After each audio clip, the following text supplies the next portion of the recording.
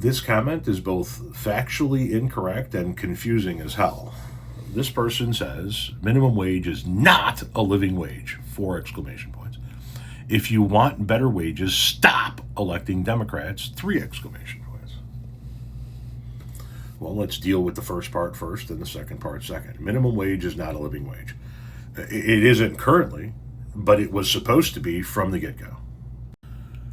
FDR referred to the minimum wage when it was first enacted as a living wage. Roosevelt pressed the concept of a living wage in exchange for a 40-hour work week as a means to increase the purchasing power of the industrial worker. That was the 1938 Fair Labor Standards Act. Today, you and I are pledged to take further steps to reduce the lag in the purchasing power of the industrial worker and to strengthen and stabilize the markets for the farmers' products. Our nation, so richly endowed with natural resources and with a capable and industrious population, should be able to devise ways and means of ensuring to all our able-bodied working men and women a fair day's pay for a fair day's work. All but the hopelessly reactionary will agree that to conserve our primary resources of manpower, government must have some control over maximum hours, minimum wages, the evil of child labor, and the exploitation of unorganized labor. He would go on to say, it's plain that no business which depends for existence on paying less than living wages to its workers has any right to continue in this country. By business, I mean the whole of commerce as well as the whole of industry. By workers, I mean all workers, the white-collar class as well as the men in overalls. And by living wages, I mean more than a bare subsistence level. I mean the wages of decent living.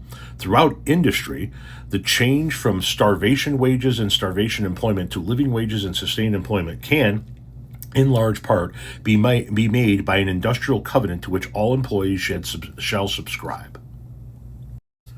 So, first things first, yes, minimum wage is supposed to be a living wage. We have failed in holding up that endeavor, but that's what it was always meant to be. Next, you say, if you want better wages, stop electing Democrats. Well, where are all of the places where the minimum wage has been raised? All of those blue cities you guys bitch and moan about. San Francisco, Chicago, or states that are run by Democrats like Illinois, California.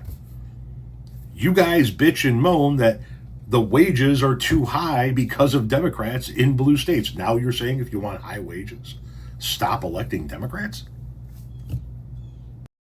Also, a new report finds that the economy performs better under Democratic presidential administrations. This is from April 10th of last year.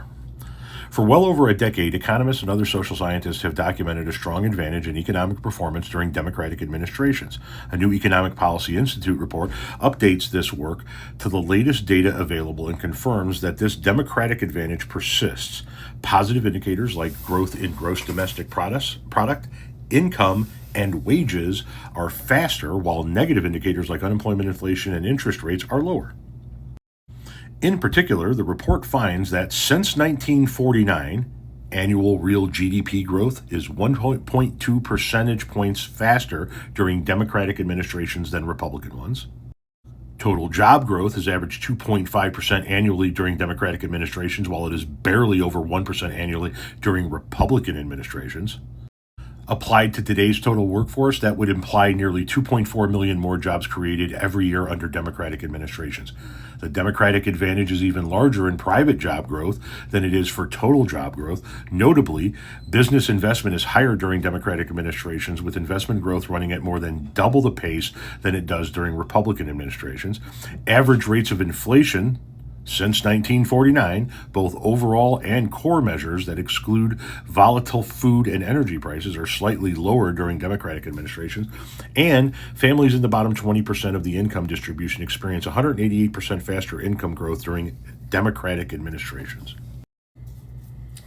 The data and historical information do not support any of your claims, but excellent use of multiple exclamation points to try and emphasize your bullshit.